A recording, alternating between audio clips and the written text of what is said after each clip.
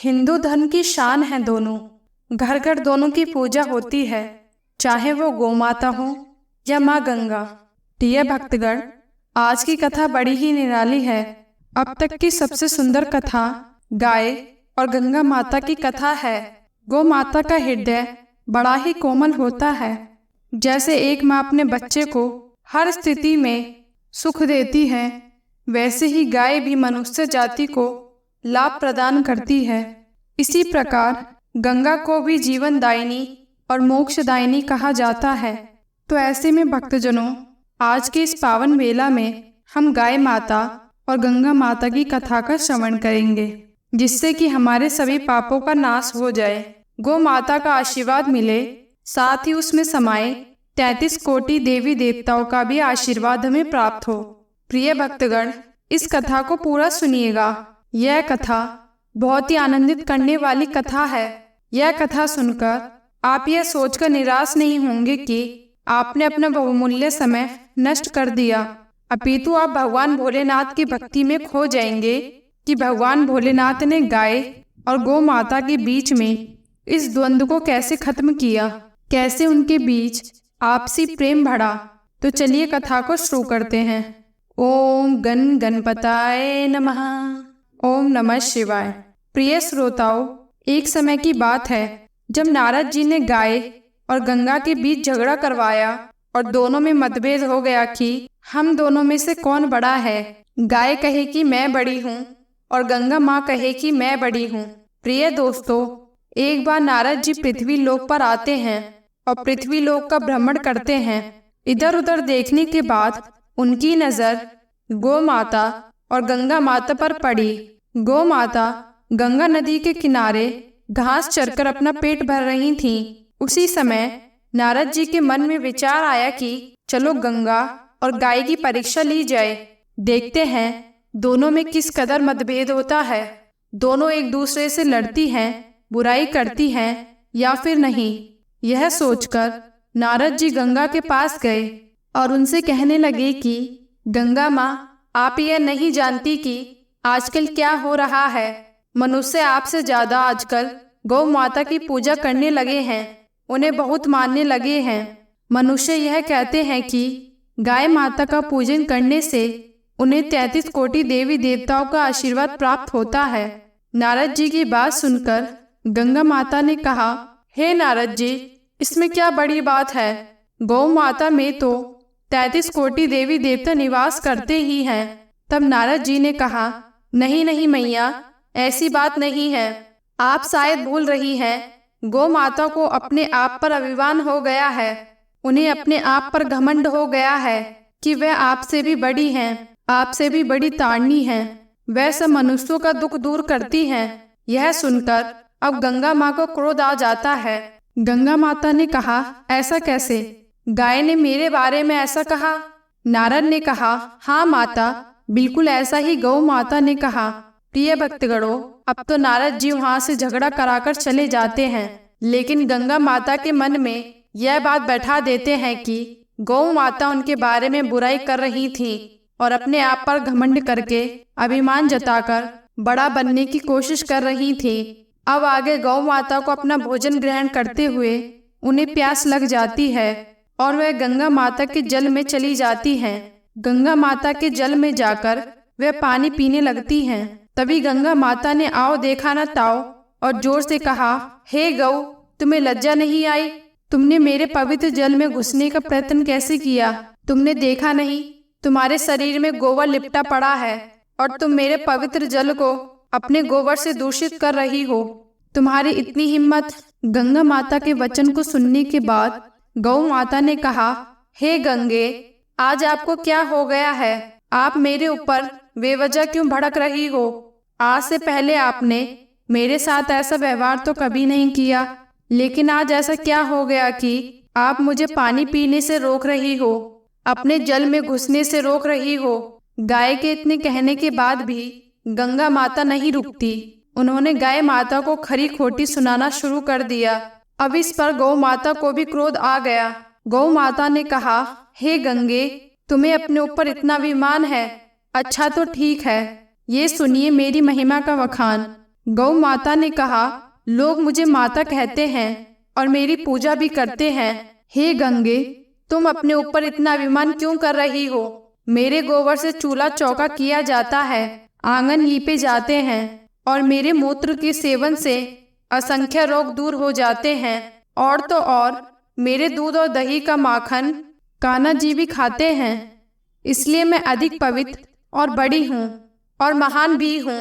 और जानती हो गंगा, जहाँ पर मेरा गोबर लेपा जाता है वहाँ की सारी नकारात्मक शक्तियाँ दूर भाग जाती हैं और सकारात्मक शक्तियों का प्रवेश होता है।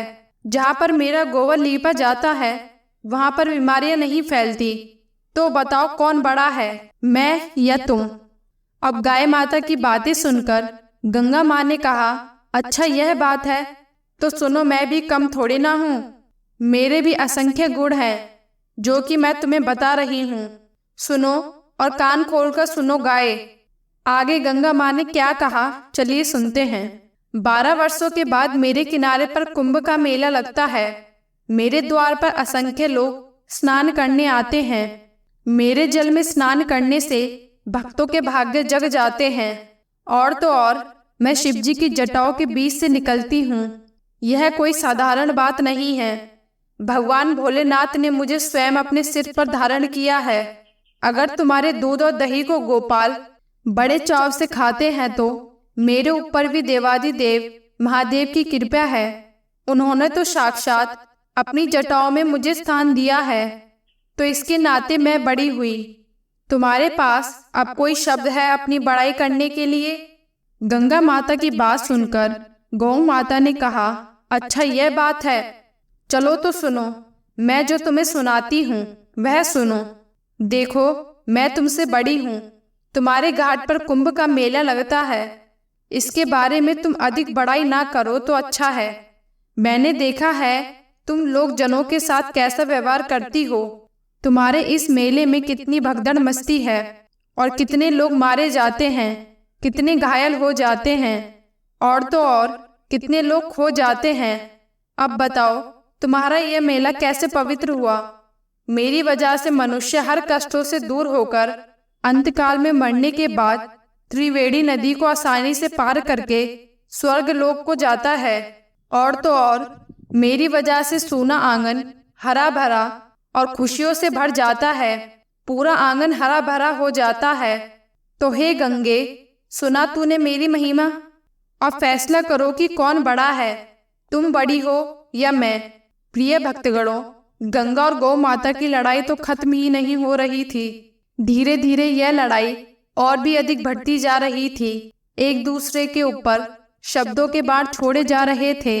एक दूसरे को शब्दों से घायल किया जा रहा था। इस तरीके से गंगा और गौ माता आपस में एक दूसरे से तुलना करने लगती हैं। गंगा कहती है कि मैं बड़ी हूँ और गाय कहती है कि मैं बड़ी हूँ। अब आप ही बताइए भक्तों कि इस समस्या का समाधान कैसे होगा? जब दोनों लोग कहेंगे कि मैं बड़ी हूँ, मैं बड़ी हूँ, तो व्यक्ति तो असमंजस में पड़ ही जाएगा। ना तो गौ माता पीछे हटने वाली थी और ना ही गंगा माँ। एक दूसरे से ऊंचा दिखाने की कोशिश होने लगती है। दोनों माताएं आपस में उलझी रहती हैं। गाय गंगा की लड़ाई शब्दों के बाण महादेव के पास भी जाते हैं।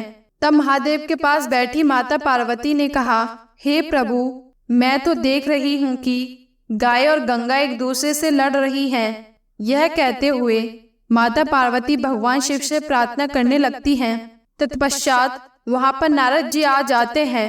शिव जी ने कहा, हे नारद जी, यह लड़ाई कैसे हो रही है? गाय और गंगा एक दूसरे से लड़ क्यों रही हैं? तब नारद जी ने कहा, हे प्रभु, मैं आपको क्या कहूँ? मैंने सोचा कि परीक्षा लिया जाए कि गाय और गंगा एक दूसरे से लड़ती हैं या नहीं, एक दूसरे का सम्मान करती हैं या फिर लड़ जाती हैं। लेकिन प्रभु, मुझे यह ज्ञात नहीं था कि गाय और गंगा इस तरीके से भयंकर रूप से लड़ पड़ेंगी और एक दूसरे के ऊपर शब्दों के बाण छोड़ना शुरू कर देंगी। हे प्रभु, मैंने तो यह परीक्षा ले ली।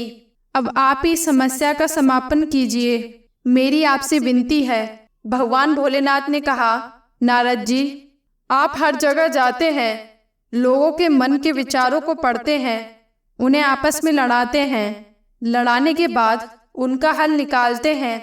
आपकी भी लीला अजब गजब है। नारद जी तो ठीक है, अब आप लोग निश्चित रहिए, मैं गाय और गंगा की इस लड़ाई को खत्म करवाता हूँ। यह कहकर भगवान भोलेनाथ माता पार्वती सहित पृथ्वी लोक पर आते हैं, जहाँ गंगा और गाय आपस में लड़ रही थीं। और वहीं पर नारद जी भी आते हैं। नारद जी ने अपना करताल बजाया। नारायण नारायण करताल की आवाज और नारायण नारायण सुनने के बाद गंगा और गौ माता भगवान शिव को अपने समक्ष देखती हैं कि हमारे सामने स्वयं देवादिदेव महादेव प्रकट हुए हैं। यह देखने के बाद दोनों ने भगवान शिव को झुककर प्रणाम किया। महादेव ने उन्हें आशीर्वाद देते हुए कहा, हे गंगा और गाय, आप दोनों माताएं हैं, इस प्रकार से लड़ रही हैं, आपको यह बात शोभा नहीं देती। भगवान शिव ने गौ माता और गंगा माँ से क्या कहा, आइए जानते हैं। प्रिय भक्तगणों, इस प्रकार से भोलेनाथ ने कहा, हे गाय, आप भी पावन हो और हे गंगे, आप भी पावन हो। दोनों लोगों की महिमा एक समान है। आप दोनों में कोई भी छोटा या बड़ा नहीं है। आप दोनों एक समान हो।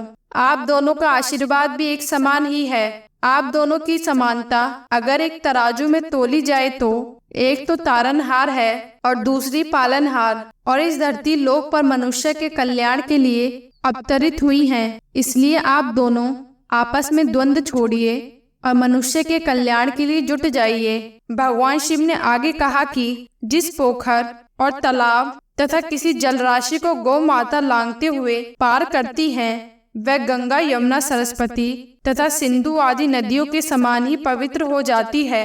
गौधुली वेला अर्थात जिस समय चरवाए गाय को जंगल में चराकर घर वापस लाते हैं, उस समय गाय के खुरों से उत्पन्न हुई धूल यदि किसी को पड़ जाए तो उसके समस्त पाप नष्ट हो जाते हैं। साथ ही साथ दरिद्रता रूपी अलक्ष्मी को नष्ट करने वाली भी होती है। तो आपकी महिमा भी अपरंपार है। आगे भगवान शिव ने गंगा माँ के बारे में क्या कहा, चलो जानते हैं। हे गंगे माँ, आपको मोक्षदायिनी के रूप में जाना जाता है।